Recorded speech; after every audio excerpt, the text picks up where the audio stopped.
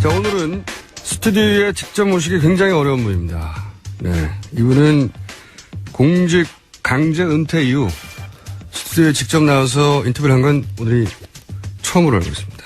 이분과 함께 오늘 다룰 이슈는, 현재 기준 가장 첨예한 현안이죠. 특검 연장, 삼성 이재용 부회장의 영장 재청구, 그리고 특검 연장에 대해 권한을 가진 황교안 대행에 대해서 짚어볼 최고 전문가를 저희가 스튜디오에 직접 모셨습니다.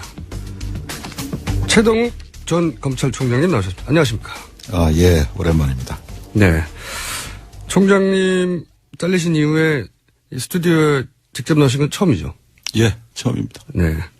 앞으로는 자주 있을 예정으로. 저 혼자 생각 중인데. 백수 생활을 오래 하셔서 그런지 피부가 아주 좋으세요. 네, 마음 잘 다스리고, 네. 뭐 그림도 그리고 잘 지낸 덕분이라고 생각합니다. 네. 아주 얼굴 좋으신데, 요 인터뷰를 하고 나서도 계속 얼굴이 좋아질지는 잘 모르겠습니다. 제가 스튜디오에 모시려고 진짜 한 19초려 정도 했거든요. 19초려. 네. 자, 드디어 모셨습니다. 먼저 이 질문부터 드리겠습니다. 이 박근혜 정부와 국정원 댓글 수사를 하시다가 부딪히셨죠. 그러니까 청와대 말을 안 들은 거죠. 수사 의지를 너무 강력하게 보시다가 처참하게 잘리신 분인데, 최근에 이 박근혜 최순실 게이트를 보면서 어떤 느낌이 드시는지 간단한 소회부터 먼저 한마디 해주십시오. 네, 제가 갑자기 검찰총장을 실상의 이유로, 그만둔 이후에 많은 자성의 시간을 보내왔었습니다. 그런데 최근 최순실 국정농단 사태, 이전에는 검찰 돌아가는 걸 보면서 뭐 우라가 치밀 때도 있고 많은 걱정이 되기도 했었습니다. 그런데 특검이 가동되고 또 특검이 본격 수사를 나서는 걸 보면서 국민 여러분들께서도 마찬가지시겠지만은 많은 위로도 되고 또 경우에 따라서는 안타까울 때도 있고 그렇습니다. 위로가 되신다는 건 기본적으로 특검이 잘하고 있다는 얘기겠죠? 네, 저는 그렇게 생각을 합니다. 자, 그러면 과연 이 분야의 전문가가 맞는지, 얼마나 이 분야에 계셨는지 잠깐 제가 먼저 짚어보면, 검찰이 되신 게 나이가 언제셨죠? 그때? 예, 군 복무 3년 마치고 29살에 서울지검 검사로 임관을 했습니다. 29살에. 예. 그리고 확 잘리신 게? 총장 6개월 하고. 6개월? 예, 2013년 9월 30일자로 퇴직을 했는데 그때가 55살이었습니다. 29년. 제가 알기로는 헌정사상 최단기 검찰총장이었어요. 6개월. 6개월 검찰총장을 하셨고, 그런 배경 지식을 가지시고요. 그러니까 사회생활 하시고 검찰에만 계신 거죠? 쭉. 네, 그리고 네. 백수 3년 했습니다. 많이 들으셨어요, 방송이? 자. 먼저 이제 특검 연장. 특검 연장돼야 된다고 많이들 얘기하는데, 검찰총장 정도 돼본 사람이 특검 연장이 왜 돼야 되는지 말하는 걸 들어본 적이 없거든요. 검찰총장까지 해보신 분으로서 특검은 연장돼야 된다. 이유가 뭡니까? 첫 번째. 여러 가지 이유가 있습니다만은 일단, 현재까지 수사 진행 상황을 보면 제 생각에는 약 한 30%도 채 다 못한 거 아닌가. 30%도 안 돼요? 예, 그렇게 생각합니다. 한 반쯤 된 게 아니라 30%도 안 되는 겁니까? 예, 그걸 뭐 말씀으로만 들을 것이 아니고, 특검법의 그 수사 대상을 간단히 짚어서 말씀드리면, 구체적 수사 대상이 14개 항목이 있고, 또 마지막 15호에서는 그 수사 과정에서 인지된 관련 사건까지 모두 15가지를 수사하도록 되어 있습니다.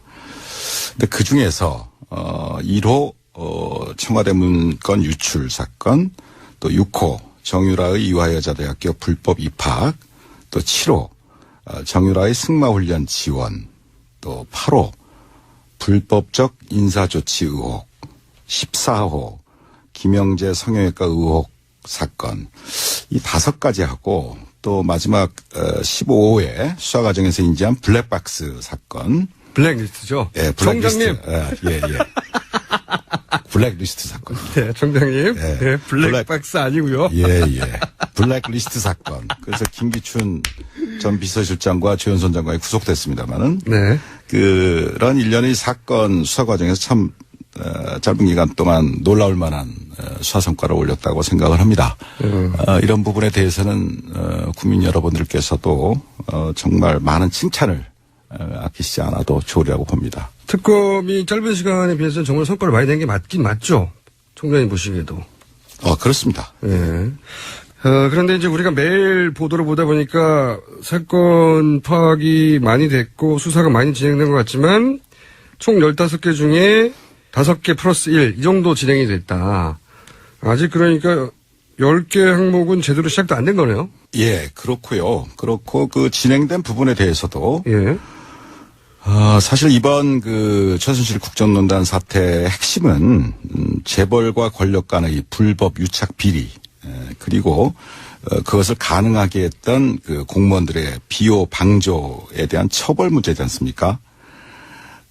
그래서 특검의 수사 대상이 먼저 재벌들과 권력 간의 뇌물수수 의혹과 관련된 3, 4, 5호. 다음으로 이런 국정농단을 가능하게 했던 우병우 등 관련 공무원들의 직무유기나 직권남용 등 방조 비호 의혹과 관련된 90호. 그 큰 두 덩어리가 주된 요체입니다. 그런데 그 재벌 권력과 재벌 유착과 관련해서는 잘 아시다시피 삼성 이재용 부회장 영장 기각으로 인해서 예. 3주간 또 수사가 많이 딜레이 됐고 나아가서 삼성 이외에도 SK라든가 롯데라든가 CJ라든가 예. 이런 여타 재벌들에 대해서도 많은 뇌물수수 의혹이 제기되지 않았습니까? 진도가 딱 막혔어요. 이거 네. 딱 기각되면서. 그런 부분에 대해서는 전혀 지금 수사를 진척할 수 있는 여유가 없었던 것 같고, 그 다음에 그 무엇보다도 이러한 국정농단을 가능하게 했던 그 비호 의혹과 관련해서 예. 우병우 등 그 관련 공무원들에 대한 사건이 예. 뭐 아직 시작도 안 했고, 막 그거는 이제 시작 단계 아닌가?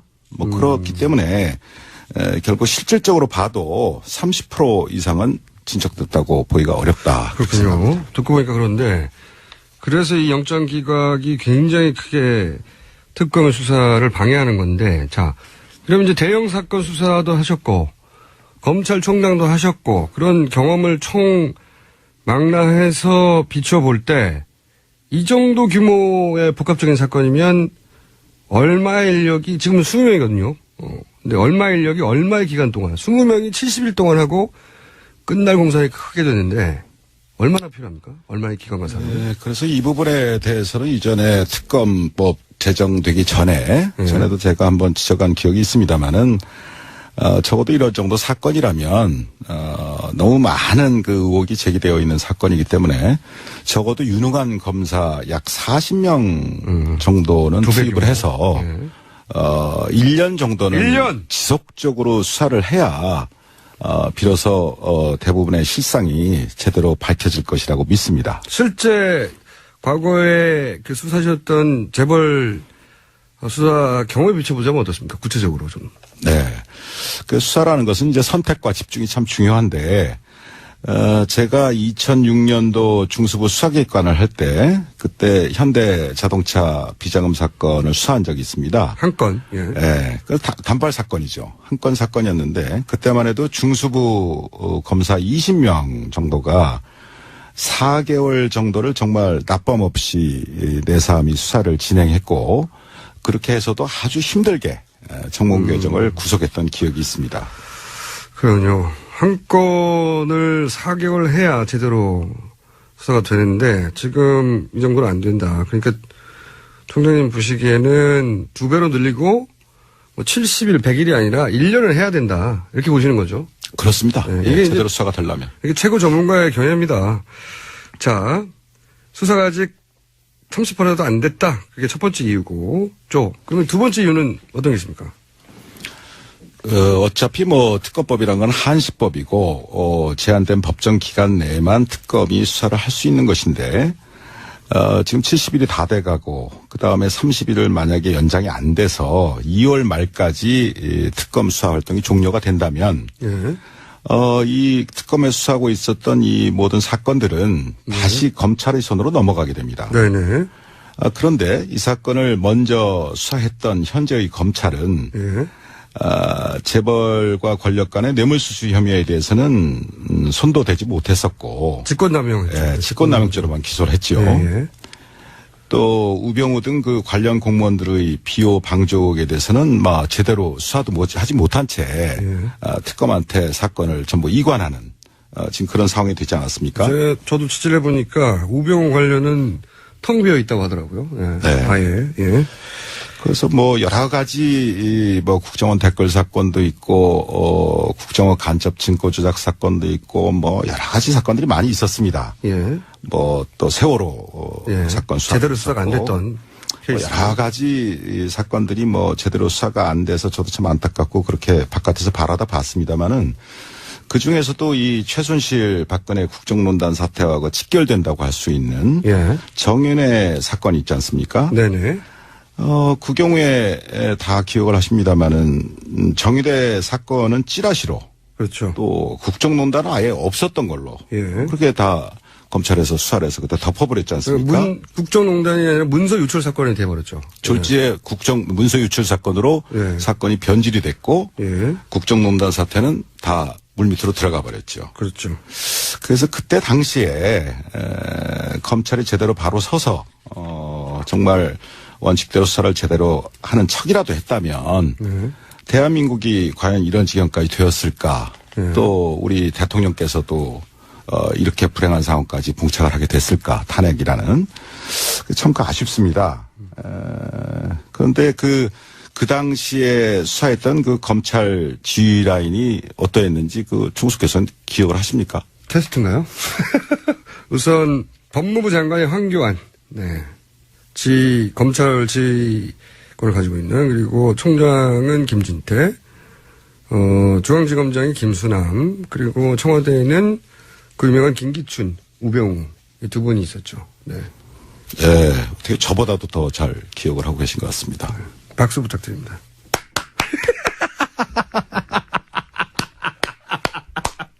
자, 박수 받았고요. 칭찬 받았고.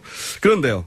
그러니까 김수남 당시 중앙지검장은 이제 검찰총장이 됐고, 당시 황교안 법무부 장관은 총리가 됐고, 우병우는 민정수석이 그 이후에 되었고, 그러니까 이제 정윤회 사건을 잘 마무리해서 이분들이 승진한 거 아니냐, 이런 얘기인가요? 그것에 대해서는 대통령께서 아실 것이고, 여러 가지 이유가 있을 수 있었을 겁니다. 그러나 제 개인적인 판단으로 한 가지 분명한 것은, 그분들이, 찌라시라는 대통령 가이드라인을 따르지 않고, 법과 원칙에 따라서 정윤회 사건을 제대로 수사해서 처리했다면, 그 자리에 갈 수 없지 않았을까, 그런 생각을 합니다. 없었겠죠. 네. 그러니까 이제, 요는 이 사건이 연장이 안 되면 당시 가이드라인을 따랐던 인사들의 손에 다시 사건이 들어간다. 이런 요지네요. 그렇습니다. 그것이 지금 이 특검 연장과 맞물려서 참 중요한 문제입니다. 이번 기회에 제가 제 말씀을 간단히 드리면 종래의 그 동서고금의 법원 중에 에스토펠이라는 법원이 있습니다. 즉 에스토펠? 금반언의 원칙입니다. 아니면 에스토펠도 어려운데 금반언은 더 어려워요. 다 어렵죠? 저도 어려웠었습니다, 옛날에. 이게 무슨 말입니까, 이게? 그래서 쉽게 말씀드리면 이 금반언의 원칙이라는 것은 이미 표명한, 이미 밝힌 자기의 언행에 대해서 모순되는 행위를 스스로 할 수 없다. 그런 원칙을 말합니다. 자기 한 말을 뒤집을 수 없을 거다. 이런 거네요. 우리 표현으로 한다면 일구이연. 좀 곤란하다. 이런 말이 되겠습니다. 그렇게 하면 될 것을 참. 이 검찰들은 다 아는 표현인가요? 다 알죠. 법조인들은 다 압니다. 법조인들은? 네. 몹쓸 분들이네. 죄송합니다. 그 어려운 말을 써서. 일구이연이 쉽지 않다. 네, 쉽지 않다. 그러니까 뇌물수수 얘기했다가 딴 걸 바꾼다든가 또는 직권남용했다가 딴 걸 바꾼다든가 이게 안 된다 이런. 그렇죠. 지금 검찰은 특검으로 이관하기 전에 이 사건을 뇌물수수가 아니라 직권남용죄로만 의율을 했지 않습니까? 의율이요? 의율? 네. 직권남용죄를 적용했다. 그렇게 표현하면 좀 의율. 쉽게 이해가 되시겠죠. 의율했지 않습니까? 법을 적용했다. 네. 이것도 검사들은 다 아는 표현입니까? 네. 그거는 일반 국민들도 많이 아십니다. 아니에요. 의율, 이런 의율이를 법을 적용했다. 이거 네, 의율이 법률 있어요. 조항을 예. 직권남용죄라는 형법상의 처벌 조항을 적용했다. 그거를 의율한다고 그렇습니다. 뭐뭐에 의거하여 법률을 적용하다면. 그렇죠. 그런 의미입니다. 네. 쉬운 말로 해주세요. 근데 그랬던 검찰이 이 사건을 다시 특검으로부터 다시 이관받아서 네. 뇌물수수죄로 제대로 수사해서 기소할 수 있겠냐. 자기가 한 말이 있는데 예. 그때 왜 몰랐냐 네. 이렇게 말을 할 수가 있겠네요. 불가능한 거죠. 일구이원하는 문제가 되니까. 그 다음에 또 한 가지는 이것 또한 어려운 말입니다. 우리 헌법상에 자기 부죄 금지의 원칙이라는 것이 있습니다. 그러니까 말하자면 스스로 죄를 부담할 수는 없다. 그래서 여러분들이 아시다시피 묵비권, 최순실 씨요새 묵비권. 자기 죄에 대해서 진술을 거부할 수 있는 거예요. 거부할 수 있는 권리를 준다. 이게 그 원칙. 그게 이제 헌법상의 원칙입니다. 자기 부재 금지 원칙이요? 네네. 이게 그러면 예를 들어 법원에 가서 제가 이제 법정에 많이 나가봤지 않습니까? 법원에 가가지고 증인들이 있을 때 제일 먼저 물어본 것 중에 하나가 이 진술과 관련해서 자기 가족이나 친척한테 불이익을 줄 수 있는 내용이 있느냐 그런 거 거부해도 된다. 일종의 그러한 입장에서 이제 증언 거부권이 보장이 되어 있는 겁니다. 그게 이 원칙에서 출발하는 거네요. 네. 그런데 그래서 결국은 그런 부재 금지 원칙이 있는 것처럼 자기 자신이나 또는 자기 자신이 속한 조직, 기관에 대해서 스스로 수사해서 처벌한다는 것은 현실적으로 기대하기가 참 곤란합니다.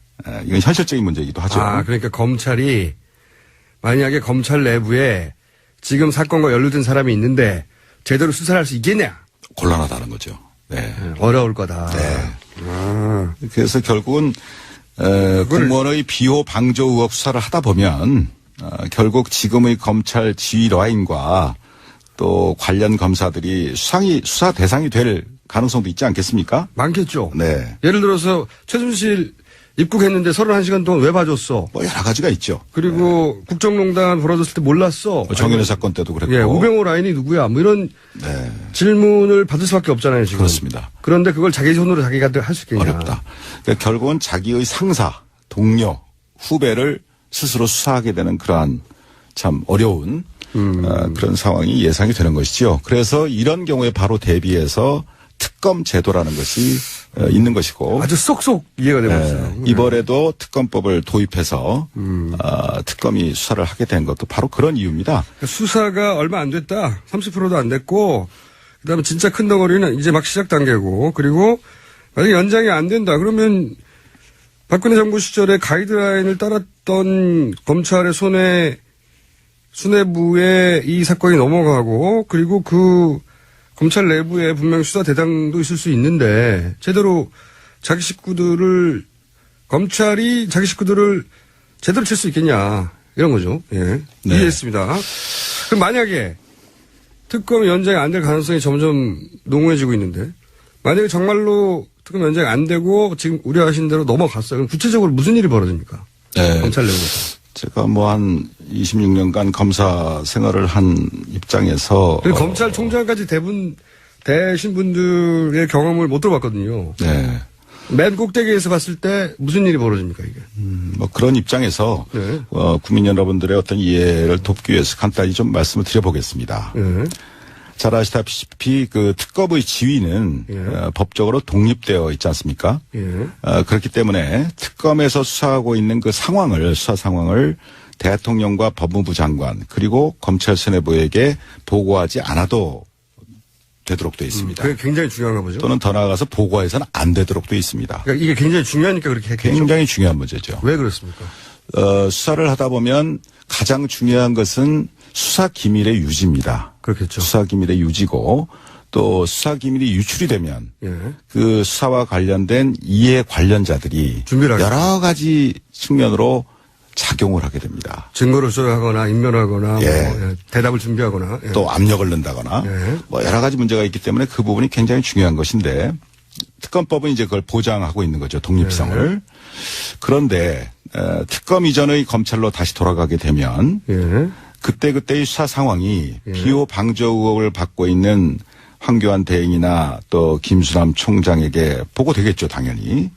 그렇게 되고 또 보고돼야 되는 게 검찰 체계죠 지금. 네. 중요한 사항에 대해서는 보고를 하도록 되어 있습니다.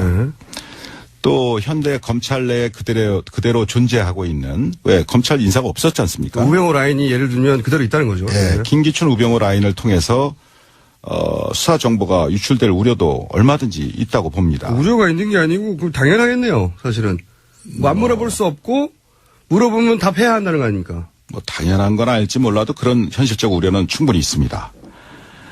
쉽게 얘기해서 수사 대상인 박근혜 또 최순실 측도 예. 경우에 따라서는 구체적인 수사 진행 상황을 알게 될 가능성도 배제할 수가 없습니다. 그렇게 드라이하게 말씀하셨는데 박근혜 대통령 입장에서는 알아야 되겠죠. 물어봐야 되겠네요. 당연히. 예, 상식적으로 보자면. 그렇게 알게 되면은 수사검사한테 압력이 내려갑니까? 네, 뭐 그렇게 되면 경우에 따라서는 수사를 방해하는 가이드라인이 다시 작동할 수도 있고 또 거꾸로 수사검사들에게 영향과 압박이 내려가게 될 것이고 뭐 한마디로 의혹 대상자들이 수사를 지휘하는 참 웃지 못할 그러한 특검 이전의 상황으로 돌아갈 수 있다는 것이죠. 쏙쏙 이해가 되고 있습니다. 요컨대 비리 방조 의혹을 받고 있는 바로 그 공무원들이 수사를 지휘하게 된다면 자신들의 의혹은 축소 은폐하려고 하는 것이 당연한 본능 아니겠습니까? 당연하겠죠. 또 그러기 위해서라도 권력과의 유착이 드러나고 있는 삼성을 비롯한 재벌들과도 은밀히 협조해서 뭐 증거 인멸한다든가 증거를 뭐 그런 현실이 얼마든지 벌어질 수도 있다 이런 얘기입니다. 뭐 그렇게 해가지고 무슨 수사가 제대로 되겠습니까? 듣고 보니까 심각하네요. 듣고 보니까 당연히 일어날 수 있는 일들이고 실제 검찰총장이 되시면서 26년간 검찰 내부에 있으면서 이런 경우를 경험하신 거죠. 자, 계속해서 이제 이런 말씀하셨어요. 그 비호 방조 의혹이 있는 공무원들이라고 이제 드라이하게 표현하셨는데 이게 바로 예를 들면 우병우 라인이나 이런 걸 의미하시는 것 같은데 만약에 검찰 내부에서 여전히 살아있다고 생각하시는 그 라인 이름이 어떻게 됩니까? 갑자기 훅 들어가는 거죠. 그게 바로 아까 자기 부재 금지 원칙에 따라서 제가 진술을 거부할 수가 있습니다. 아니 근데 이미 잘리신 분으로서 예를 들어서 이 분들에 대한 짐작이 있으신 거잖아요. 그죠? 짐작이 있지만 지금 말씀하실 수 없다는 거잖아요. 그렇죠. 뭐 제가 전직 검찰총장으로서 그런 부분에 대해서 구체적으로 거명을 한다든가 그런 것은 적절치 않다고 생각하고요. 아니 저는 적절하다고 생각하는데요. 국민들께서 다 아시는 바 아니겠습니까? 몰라요. 이거는 검찰만 알지. 자, 성함을 말씀해 주실 수 없으면 지금 곤란해서 예를 들어서 지금 걱정하신 대로 특검이 연장이 안 되고 이것이 다시 부역을 했던 사람들의 손으로 넘어갔다. 이런 사태가 벌어지면 그때는 나와서 그분들에 대해서 이런 분들이라고 최소한 성이라도 이렇게 말씀해 주실 추가적인 인터뷰를 한 번 더 하시죠. 그러면 그때. 하시는 거 봐서 생각해 보겠습니다. 방송감이 굉장히 늦었어요. 하시는 거 봐서. 자, 그러면은 저는 풍경을 방정하게 유지하면서 총장님한테 잘 보여서 반드시 추가 인터뷰를 제가 따내는 것으로 약속드리겠습니다. 자, 잠깐 중간 정리를 하면 특검 연장을 왜 해야 되느냐. 아직도 출발 단계다, 수사. 이거 하려면 1년 해야 된다. 제대로 하려면. 그리고 연장 안 되면 다시 가이드라인 시절로 돌아간다. 그 손으로. 그러면 제대로 수사될 리가 없다. 그리고 실시간으로 수사 상황이 수사 대상자들에게 넘어갈 수도 있고 당연히 박근혜 최순실 이쪽에도 넘어가서 제대로 수사되지 않고 과거에 우리가 겪어왔던 사건들처럼 유야무야 끝날 수도 있다. 그런 심각한 우려 아주 설득력 있습니다. 저희가 이제 총장님을 잘 모셨다고 저 스스로 저를 칭찬하고요. 자, 근데 시간이 저희가 벌써 2부 시간이 다 됐네요. 여기서 잠깐 끊고 저희가 최동욱 전 검찰총장 만나고 있습니다. 끊고 8시 10분에 다시 3부에서 돌아오겠습니다. 자, 그러면 이어서 스튜디오에 저희가 사실상 납치하다시피 해서 모신 최동욱 전 검찰총장과 인터뷰 이어가도록 하겠습니다. 두 번째 사안 아마도 오늘 내일 중으로 영장 재청구가 있을 것 같은 분위기인데요. 자, 이재용 그 부회장 영장요. 이게 이제 1차 기각됐었거든요. 이거 좀 쉽게 설명해 주세요. 왜 기각됐다고 보십니까, 당시? 저도 언론 보도를 통해서 아는 것밖에 없습니다만은, 제 입장에서 크게 보면 세 가지였던 것 같습니다. 기각 사유가. 첫째는 뇌물죄나 제3자 뇌물 공여죄에 대한 얘기인데, 도대체 뭐에 대한 대가성이냐, 또 부정한 청탁을 한 적이 있느냐, 이런 것들에 대한 구체적 증거를 좀 더 보완해라. 증거를 더 가져와라. 그게 하나가 있고요. 예. 그 다음에 또 하나는 이 사건 진행 과정에서 대통령과의 독대 문제라든가 또 미르재단 또 정유라에 대한 삼성 지원 문제가 삼성 합병 이후의 일 아니냐. 그럼 삼성 합병과는 관련이 없을 수도 있는 거 아니냐라는 의구심. 예. 두 번째는 그런 게 있었던 것 같고요. 그 다음에 세 번째는 조사와 관련된 문제인데 대개 뇌물수수죄의 경우에 있어서는 뇌물 공여자와 뇌물 수수자를 동시에 처리를 합니다. 예. 근데 이 사건의 경우에 있어서는 대통령께서 검찰에서 조사를 거부했고 예. 또 지금도 밀고 당기고 진행 중인 걸로 알고 있습니다만 안 하실 것 같아요. 아직까지 특검에서도 조사에 응하지 않고 계시지 않습니까? 예. 그래서 법원 입장에서는 이런 부분, 즉 뇌물수수 혐의를 받고 있는 대통령에 대한 조사가 아직 이루어지지 않지 않았느냐라는 지적. 이게 특검 세 책임 가지였던 것 같습니다. 특검 책임은 아니잖아요. 물론이죠. 물론이죠. 특검은 최선을 다하고 있다고 봅니다. 그러면 요거는 이제 법원에서 기각한 이유를 이제 추정하신 건데 이렇게 기각하는 게 맞습니까? 어떻게 보세요? 평생 검찰 하신 분으로서. 물론 법원의 판단에 대해서 제가 가타부타 언급을 하는 것은 적절치 않습니다. 하실 거면서. 그러나 제 경험에 비추어서 네, 하실 거죠? 비추어서 가타부타. 간단한 제 생각을 말씀드리겠습니다. 네, 자 가타부타 시작됩니다. 권력과 재벌이 유착된 이런 대형 사건들의 경우에는 통상적으로 장기간에 걸친 치밀한 계획 아래 합법의 가면을 쓰고서 공조직 등의 다양한 채널을 동원해서 입체적으로 이루어지게 됩니다. 이것은 경험상 그렇습니다. 또 더 나아가서 사후에 말하자면 어떤 뇌물수건이 있었는데 네. 사후에 문제가 생겼을 경우에도 그 과정에서 벌어진 개별적인 행위들은 전부 합법적이고 공적이고 하는 그런 탈을 쓰게 됩니다. 그러면서 그 개별적인 하나하나의 행위들에 대해서는 합법적이었다, 공적이었다라고 말하자면 카모플라지를 한다 이런 얘기입니다. 카모플라지. 그런 식으로 그 시스템을 만들어 놓는다 이겁니다. 미리 만들어 놓는다는 얘기입니다. 그러니까 이게 이런 재벌 정도가 우리나라의 최고급 자원들을 총동원해 쓸 수 있는 재벌. 물론이죠. 이런 재벌들이 일으키는 사건 같은 경우에는 개별적 하나하나 사건들은 나중에 문제가 되면 이게 합법이었다라고 말할 핑계를 미리미리 준비해내서 그렇게 짜고 시작한다는 거죠. 다 외형적인 명분을 만들어 놓고 시작을 합니다. 그렇겠죠. 예. 그렇기 때문에 그런 사건을 일상적으로 우리 주변에서 일어나는 소소한 어떤 그런 단순 뇌물 사건의 관점에서 바라다 보게 되면 그 실체에 부합되는 제대로 된 법적 평가나 처벌이 결코 가능하지 않습니다. 불가능합니다. 그러니까 동네 그 공무원들하고 동네에서 공무원들과 돈 몇 푼 주고받았던가 이런 사건들처럼 취급하면 안 된다는 거죠, 이거는. 예를 들면 음주운전 봐줄 테니까 100만 원 줄게. 네. 이런 사건하고 완전히 다르다는 얘기입니다. 완전히 다르다. 네. 그럼 어떻게 해야 되느냐? 이런 복잡다단한 대형 사건들의 경우에는 가장 문제가 되는 것이 결국 대가성과 청탁 유무에 대한 판단인데 예. 그런 것을 판단할 때 예.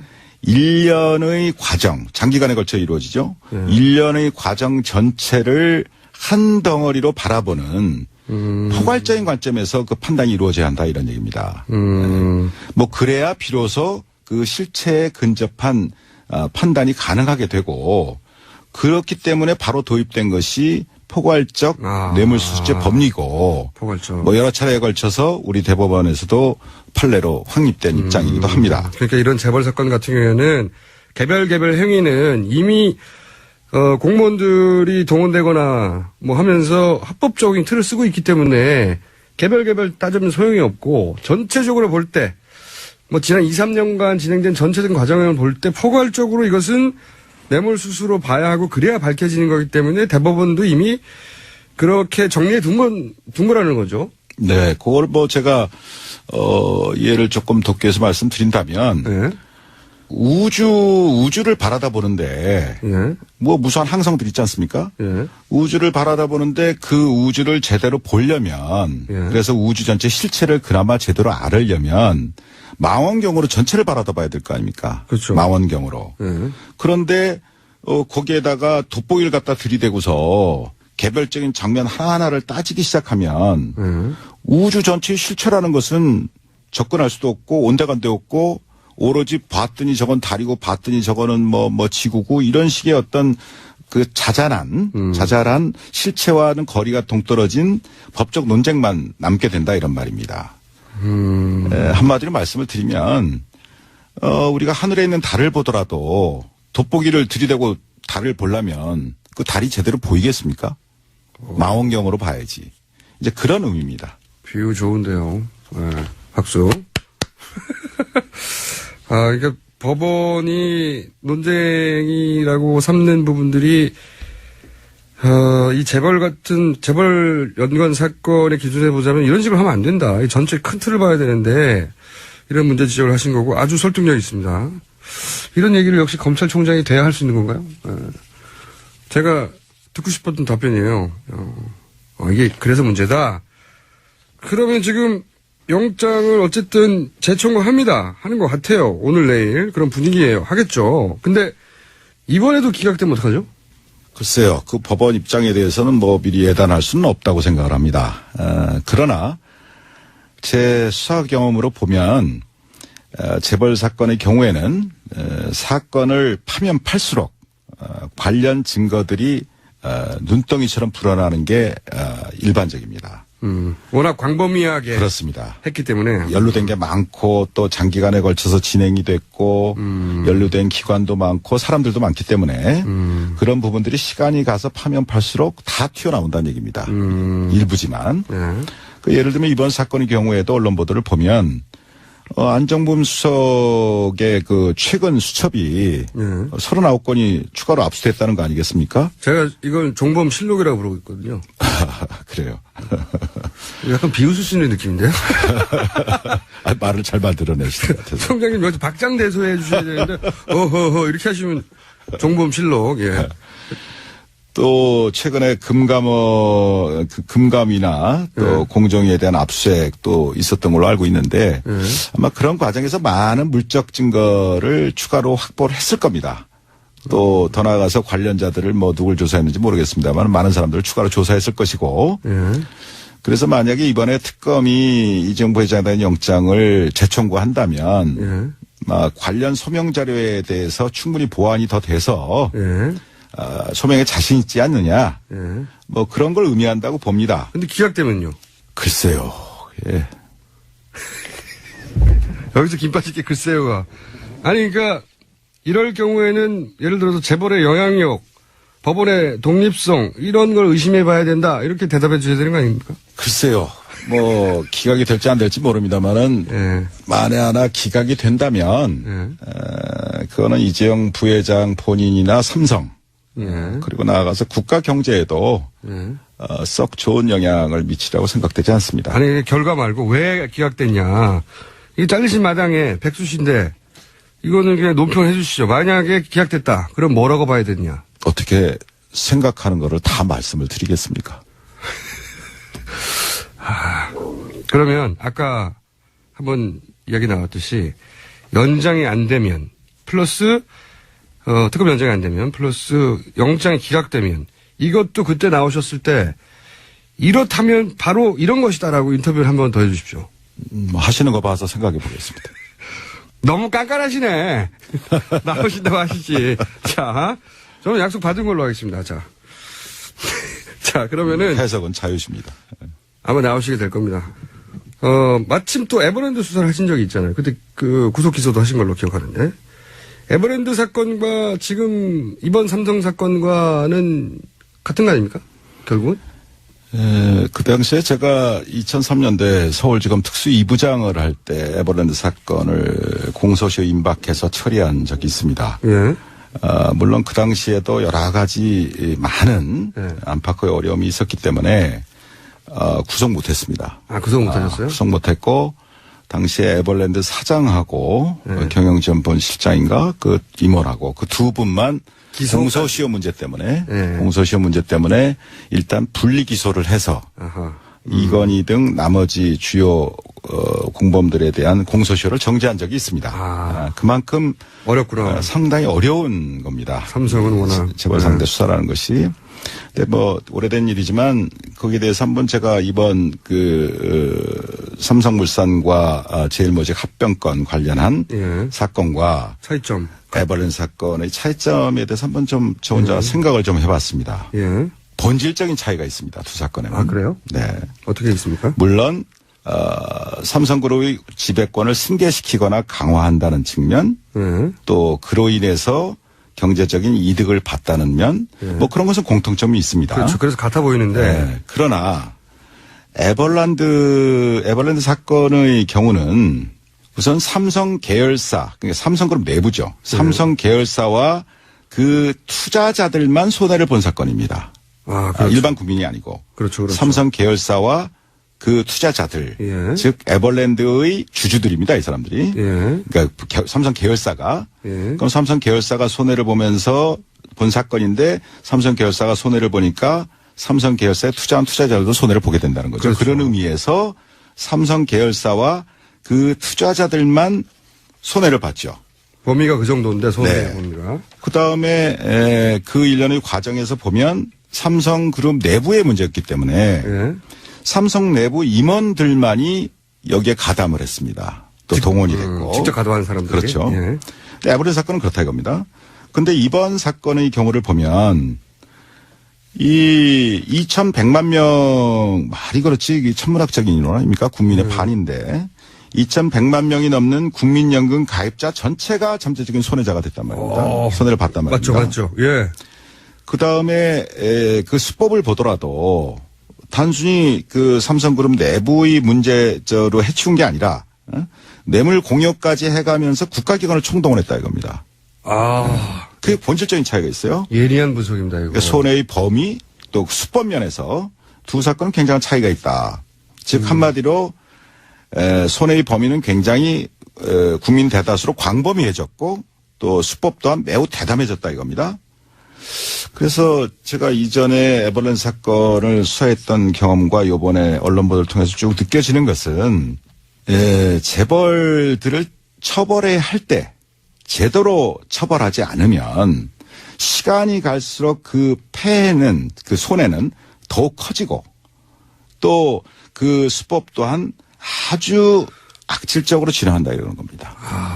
방법이 굉장히 진행한다 이거예요. 법보다도 더 앞서갑니다. 굉장히 예리한 이런 얘기를 들어본 적이 없어요. 검찰총장이 괜히 되신 게 아니네요. 6개월밖에 안 했지만. 완전 설득되고 있습니다. 그렇죠. 더 대담해지고 더 악질적으로 변했어요. 그런데 이번에도 틀림없이 얘기 나올 텐데 이 재벌 총수 구속하면은 국가 경제 악영향이 있다 이러면서 이제 구속하지 말라고 그러잖아요. 이 부분은 직접 재벌 총수를 구속시켜본 경험이 있는 분으로서 어떻게 생각하십니까? 네, 제가 경험한 바에 의하면 저는 이제 정몽구 회장을 그때 직접 중수부에서 구속을 한 적이 있고 최태원 김승연 회장 이런 분들은 이제 예하청에서 구속할 때 제가 지휘라인에 있고 그랬습니다마는 그 재벌 총수를 구속을 할 때마다 전 일간지에 전면 광고가 나갑니다. 맞아요. 국가경제. 그러면서 거기서 국가경제 얘기가 항상 나오고 그 다음에 우리 총수가 구속이 되면 기업 가치가 하락하고 또 대신료다가 추락돼서 그 회사는 물론이고 국가경제도 어려워진다. 협박이죠, 협박. 이런 식의 기사와 광고가 횡행합니다. 지금도 삼성 이재용 부회장 얘기할 때 종편에서는 끊임없이 그 논리를 갖다 대요. 그렇습니다. 그런데 지난 경험입니다마는 정몽구, 최태원, 김승연 등 그 재벌 총수가 구속된 이후에 구속된 이후에 뭐 현대자동차든 SK든 한화그룹이든 기업 가치가 하락하거나 또는 대외 신인도가 추락해서 국가 경제가 더 어려워졌었습니까? 그렇다고 아니죠. 생각하세요? 아니죠. 아닙니다. 그렇죠. 예. 아, 이거는 실제 사례를 들어서 반박하면 되는군요. 아하. 그러면 삼성 부회장이, 이재용 부회장이 구속됐다. 그러면은 어떤 영향이 있을까요, 국경제에?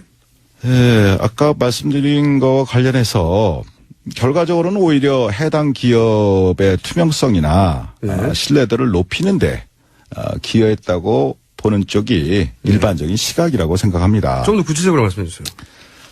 그래서 만약에 이번 삼성 부회장 건에 대해서도 예. 제대로 원칙대로 수사가 돼서 처리가 이루어진다면 예. 여러 가지 전 좋은 순기능도 있다고 생각을 합니다. 예. 구체적으로. 우선 그 이재용 부회장 혼자만의 생각으로 지금 이번 일이 벌어졌겠습니까? 그럴 리가 없죠. 예. 그럴 리가 없죠. 예. 무수한 법률가들 또 많은 전문가들이 예. 오랜 연구와 기획 또 경우에 따라서는 조직적인 로비들이 예. 있었기 때문에 가능한 거 아니겠습니까? 당연히 그렇겠죠. 예. 예. 지금 사건을 드러나는 거 봐도 온갖 사장단들이 왔다 갔다 하고 그랬잖아요, 독일에. 예. 그럼요. 예. 그런데 예를 들면 이재용 부회장이 원칙대로 구속이 된다면 예. 삼성 내부에서도 예. 다시는 이런 식의 발상이나 시도는 엄두도 못 내는 상황이 될 거다 이런 얘기입니다. 그래서 뭐 그렇게 해도 된다고 조언했던 사람들은 다 잘려 나갈 것이고 오히려 삼성 경영진 내부에서는 앞으로 총수를 보호하기 위해서라도 좀 더 합법적이고 윤리적인 방향으로 나가야 되겠다라고 하지 않겠냐 이런 얘기입니다. 그랬을 때 결과적으로는 삼성이라는 그 글로벌 기업 입장에서 보면 예. 결국은 삼성이 좀 더 투명해지고 합법적인 기업이 되고 또 신뢰를 받는 기업으로 더 새로 태어나는 그런 계기가 되지 않겠냐. 삼성을 위해서 더 좋다. 네, 그렇습니다. 아, 이거 종편 얘기 나오면 이거 틀어줘야 되겠다, 이거. 완전 설득력 있습니다. 그리고요. 그 다음에 우리나라에서 삼성이라는 그 위치가 있지 않습니까? 있죠, 1등. 그럼 어떻게 보면 재벌 전체를 선도하고 뭐 그런 부분도 있지 않습니까? 제1기업이기 때문에. 예. 그랬을 때 다른 삼성 이외의 다른 재벌들도 이 삼성그룹의 사건이 어떻게 처리가 되느냐 그런 부분을 굉장히 예의주시하게 되어 있습니다. 그렇죠. 삼성이 안 되면 우리도 뭐 안 되겠네. 이렇게 그렇죠. 생각하죠. 예. 그렇죠. 제가 말씀드릴 걸 먼저 말씀하시네요. 그래서 이재용 부회장의 구속은 예. 우리나라 재벌들 나머지 재벌들 전체에게도 큰 시그널을 보낸다 이겁니다. 이게 정경유착은 삼성 부회장 한 사람 구속으로 해결될 수도 있겠네요, 이게. 제가 볼 땐 그럴 수도 있습니다. 어. 그래서 결국은 거기서 가장 큰 시그널이라는 것은 무엇이냐면은 아무리 경제 권력이 강하다 하더라도 합법 경영을 하지 않으면 예외 없이 총수가 구속될 수 있다. 그렇죠. 라는 시그널을 보낸다는 얘기입니다. 그것만 되면 돼요. 그러면 그것이 바로 무엇이냐. 지금 국민들이 그렇게 갈망하고 있는 네. 재벌 개혁의 출발점이 된다 이런 얘기입니다. 마구 설득되고 있습니다. 총장님이 왜 총장님이 되셨는지 알겠고요. 그리고 왜 잘렸는지도 알겠어요. 잘린 얘기는 안 하셨으면 좋겠어요. 이런 생각을 하시니까 잘리죠. 자, 이제 마지막 주제입니다. 마지막 주제, 황교안 대행이 이제 저는 특검 연장을 안 할 것 같은데, 자, 이 부분을 한번 짚어보겠습니다. 안 하겠죠? 만약에 황 대행께서 국민 대다수의 뜻과 달리 연장을 일방적으로 거부해버려서 특검 수사를 중단시킨다면 예. 결국은 이러한 최순실 국정농단 사태에 대한 수사 의지가 없다는 것을 스스로 증명한 거 아니겠습니까? 지금 안 해줄 것 같은데, 그 말씀을 좀 제 나름대로 해석을 하면, 특검 연장을 안 해주면 수사 의지가 없는 거다. 안 할 것 같은데, 안 한다면 이유가 뭘까요? 다 아시다시피 그 황교안 대행 역시 네. 국민 대다수 분들이 이번 국정농단 사태의 공동 책임자 중에 한 사람 아니냐라는 그 의혹을 제기하고 있지 않습니까? 그런 의혹은 이 정부 들어와서 뭐 법무부 장관을 오래 하셨고 네. 또 총리를 계속 하셨고 이젠 대행까지 하고 있고. 그 과정에서 이런 농단 사태가 다 벌어졌지 않습니까? 다 벌어졌어요. 그 말씀은 특검 연장을 안 하면 자기 책임이 드러날까 봐 안 하는 거다? 결국은 수사를 계속해야 하는, 특검에서 수사를 계속해야 하는 상황에서 연장을 안 해줘서 수사를 갑자기 멈추게 한다면 예. 이러한 국민들로부터 받고 있는 본인 연루 의혹에 대해서 해소시킬 수 있는 기회를 스스로 놓치는 것이다 라고 생각을 합니다. 그러니까 논리적으로 보자면 본인이 연루되지 않았다면 털 기회인데 그걸 연장 안 하는 걸 보면 본인이 연루된 거 아니냐. 라는 의혹이 또 제기될 수도 있다는 얘기입니다. 예. 네. 그런 의혹이 제기될 수 있는 수준이 아니라 그런 거 아닌가요? 본인이 연루된 게 나올까 봐 특검 연장을 안 한다. 이렇게. 뭐 제가 전직 총장으로서 그런 말씀 드리는 건 적절치 않다고 보는데요. 네. 어쨌든 특검을 연장해서라도 본인의 국민들적 의혹을 해소시키는 것이 황교안 대행 본인에게도 좋을 것이다. 또 그것이 국민들이 바라는 바일 것이다. 라는 게 제 의견입니다. 살짝 약간만 삐딱하게 보면 이게 협박처럼 들려요. 하는 게 좋을 것이다. 자, 그러면은 아까 이야기에 이어서 오늘 이 자리에서는 답변 안 하실 것 같으니까 아까 이어서 특검 연장도 안 되고 영장도 기각되고 그리고 황교안 대행이 이제 연장 안 한다는 결론을 내리는 이런 사태가 아마 이달 말이면 판결이 날 텐데 그때 되면 다시 나와서 굉장히 강력하게 말씀해 주실 거죠? 근데 어떻게 매번 저보고 다시 나오라고 이렇게. 아니, 오늘 다 얘기 안 하시니까. 근데 다음에 나오시면은 이제 명단 쫙 들고 와가지고 이름 막 부르고 막 그러실 거죠? 그런 리가 있겠습니까? 두고 봅시다. 자, 다음에 나오시면 다음 한번 예약해놓고 자, 마지막으로 이 얘기 해야 되겠네요. 황교안 대행 이런 말 했어요. 윤석열 검사 자천에 대해서 이제 언론에서도 그렇고 저도 그렇게 알고 있었는데 그리고 사실 총장님이 날아가신 것도 이 댓글 수사를 청와대 의지하고는 다르게 너무 강력하게 밀어붙이다가 날아간 걸로 알고 있는데 황교안 대행이 최근에 한마디 했어요. 윤석열 검사가 자천된 것은 댓글 수사와는 상관이 없고 종합적으로 볼 때 자질의 문제가 있어서 자천된 거다. 이런 식으로 말했단 말이죠. 여기에 대해서는 당시 댓글 수사를 총지휘하셨던 검찰총장이고 그리고 그로 인해서 자천됐다고 알려진 윤 검사에 대해서 이 황교안 대행의 논평에 대해서 한마디 하셔야 될 것 같은데요. 제가 그 국회 대정부 질의 과정에서 예. 황 대행께서 그렇게 답변하시는 기사를 하셨다는 보도를 보고 누가 누구를 평가하나.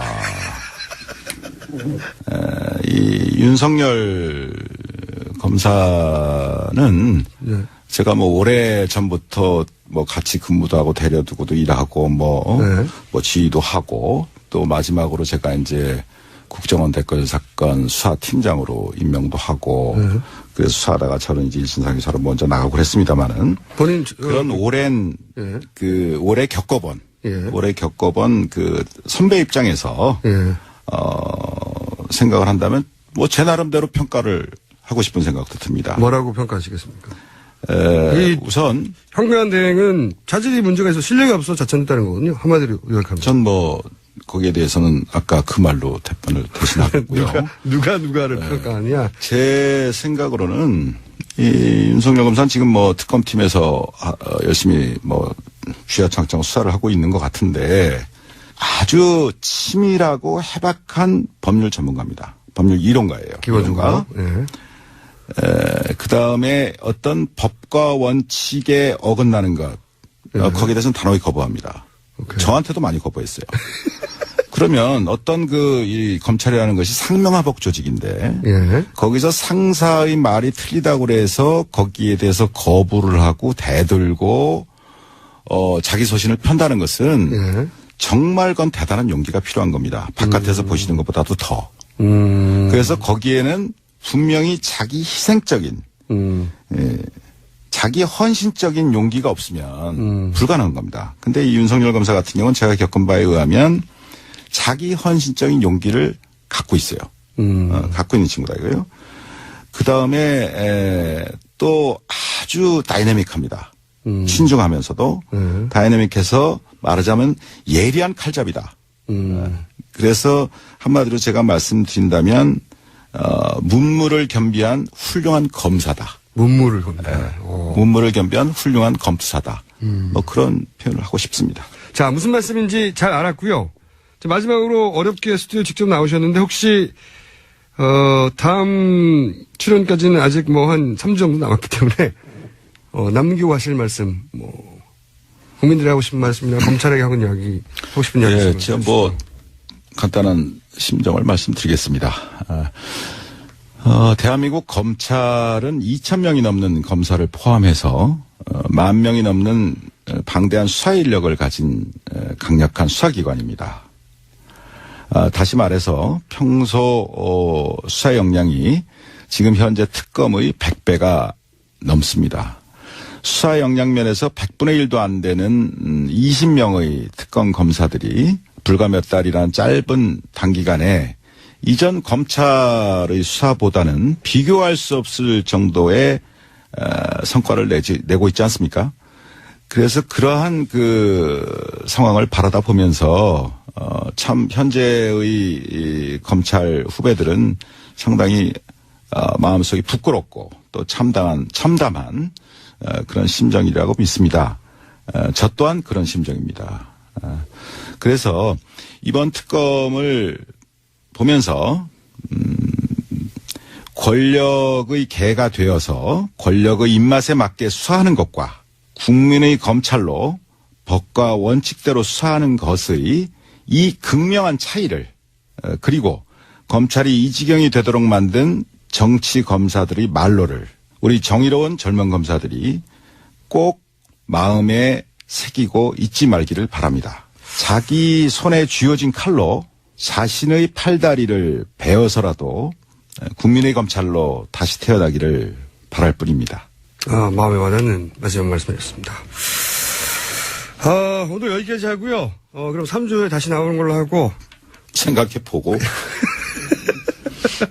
여기까지 하겠습니다. 지금까지 어렵게 모신 최동욱 전 검찰총장이었습니다. 감사합니다. 감사합니다.